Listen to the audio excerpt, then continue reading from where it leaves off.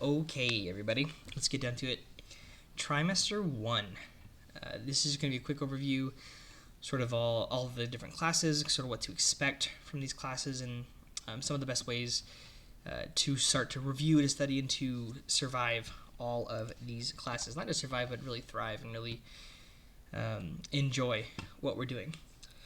So starting off, biochemistry. Biochemistry, the teacher is going to be Dr. Sarkar. You'll have him for tries 1 and 2, biochemistry. I heard there have been some rumors, excuse me, there have been some rumors that he might be moving to another program or to another school, but as for now, Dr. Sarkar is the biochem teacher, and he is awesome. The way that he has the class set up is every single week that you're going to have these different lectures. Sometimes you'll have more than one lecture at a time, and a lot of this material is pretty much everything that we're going to be tested on is going to be found within the slides. However, I would highly recommend that you go over and read his book as it goes along with each of these slides. I'm working on some videos going over his book, going over that material and everything that's included with that. Ooh.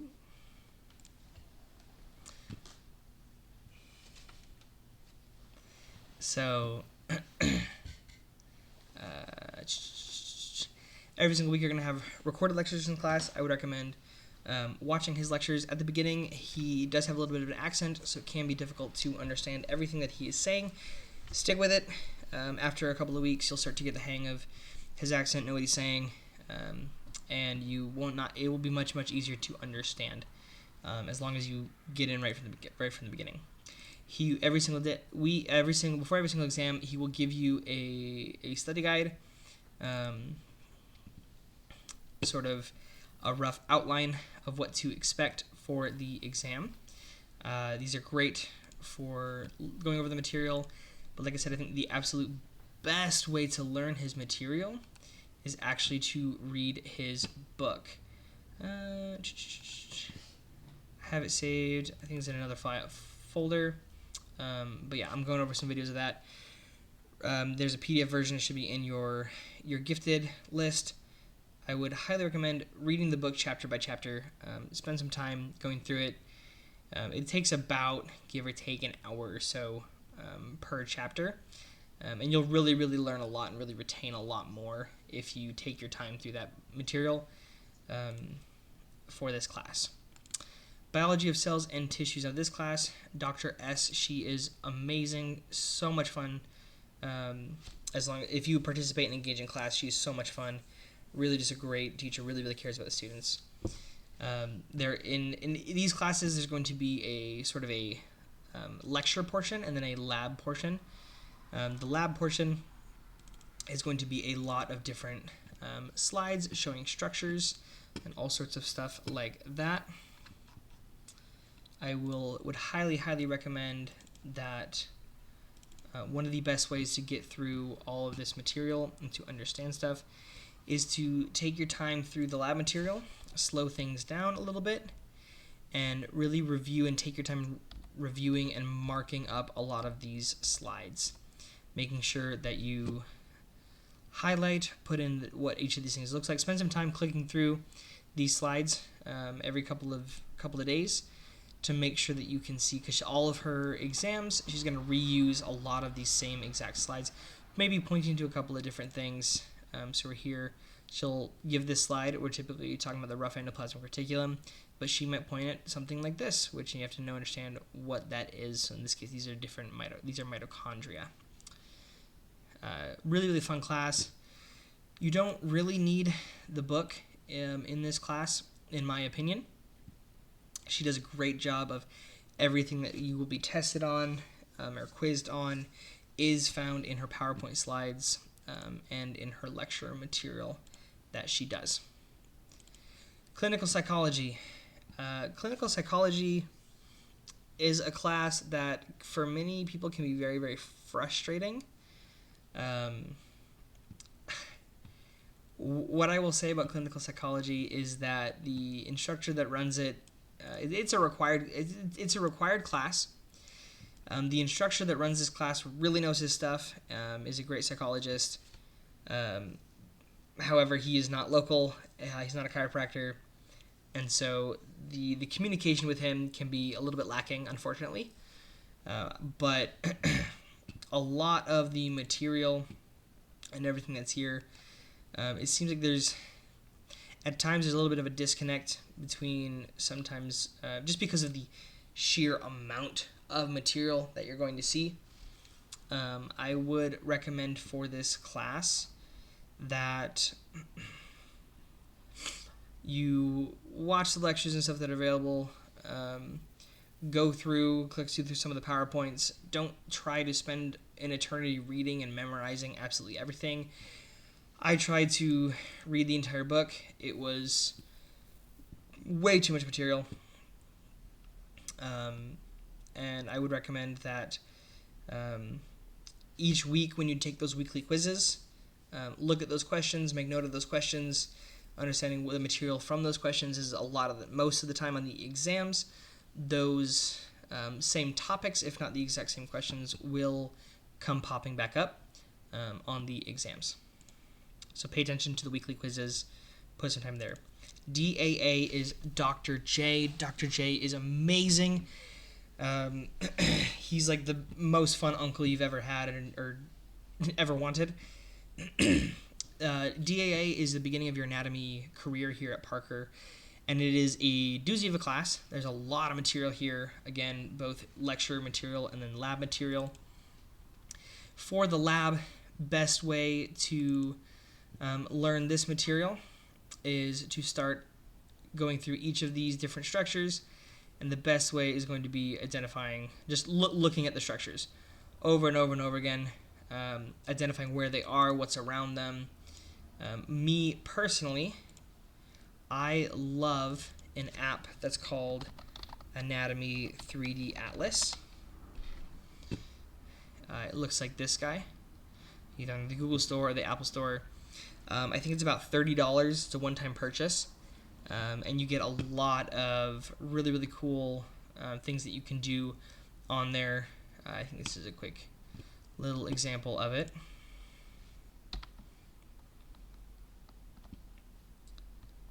There we go.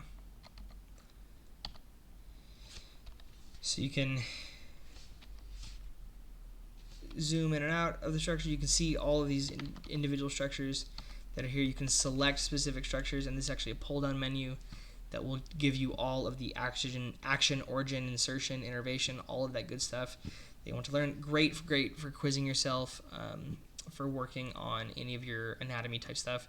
Used it through all of undergrad and every single anatomy class that I've taken here. You'll also get VH Dissector. VH Dissector you will use a lot more in trimesters 2 and 3 with the gross anatomy classes. But if you'll get an access code for it, and if you can start to use it now, that is even better. You'll be ahead of the game. Lectures, again, there's a lot of lecture material. Is a lot of material to get through. Take it in stride. Do anywhere from 20 to 30 minutes at a time. Stand up, take a little stretch break, work on something else, come back to it. Anatomy is just all about repetition. The more you can repeat these structures over and over and over again and practice those action, origin, insertion, all that stuff, especially action. If you know the action, knowing what bone is moving, which is what one is stationary, that's half of the battle of figuring out origin and insertion.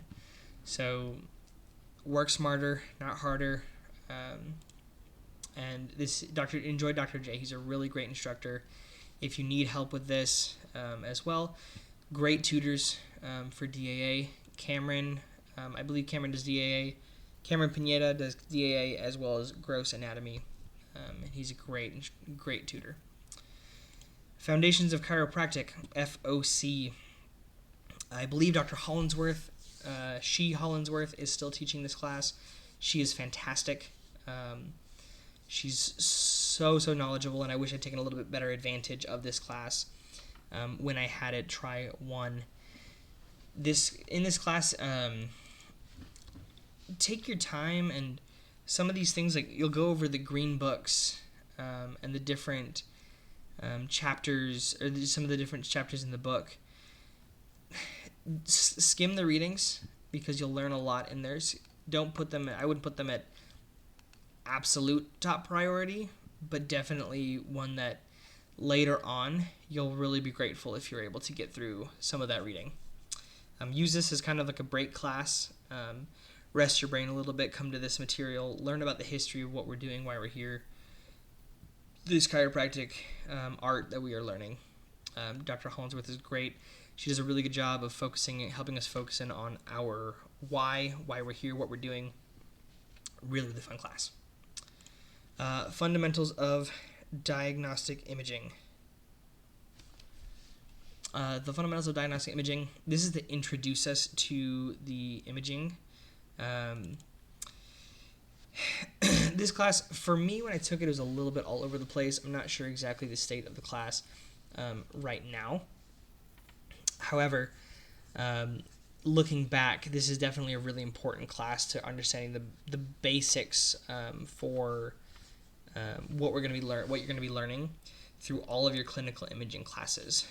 Now, I believe in Try 2 you'll start with clinical imaging 1, and then it's either Try 2 or Try 3. You'll start with clinical imaging 1, then you'll have clinical imaging 1, 2, 3, and 4. So they've broken it apart into more classes. Same amount of credit hours, but more classes, so that you can digest the material a little bit better, and which is absolutely fantastic. I'm so happy that they did that. So with this, there's going to be a decent chunk of reading. With this, I would highly recommend going on YouTube, finding some basics as you go through the class, looking at video. There are a lot of videos out there explaining MRI, kind of how MRI works, how X-rays work, going through all of the different parts of the X-ray. These are pretty easy things to find, and as you start to go through them in the class, I would recommend just taking some time to do a little bit of searching on your own for all of that. Intro to clinical reasoning. Again, this class, really enjoyed this class. This is all about learning how to understand research, how to find research, and how to incorporate that research into our own learning and understanding process.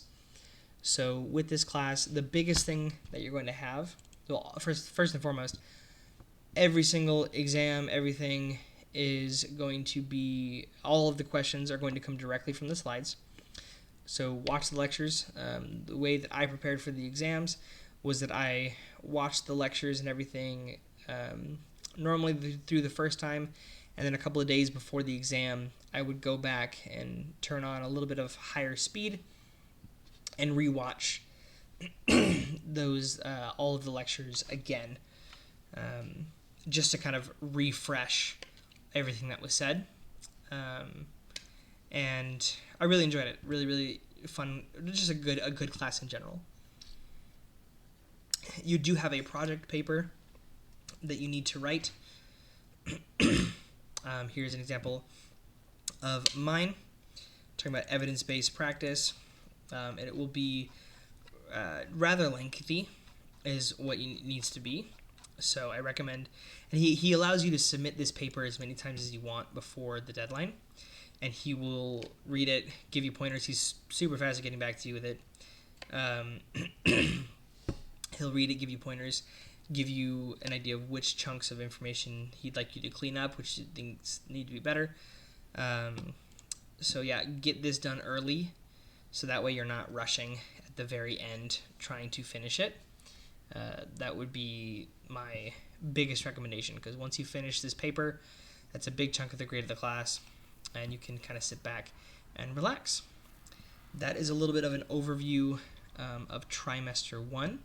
So remember, biochem, quick little recap. Biochem, take your time watching the lectures. You'll get to understand his accent really well, and he's a really good instructor.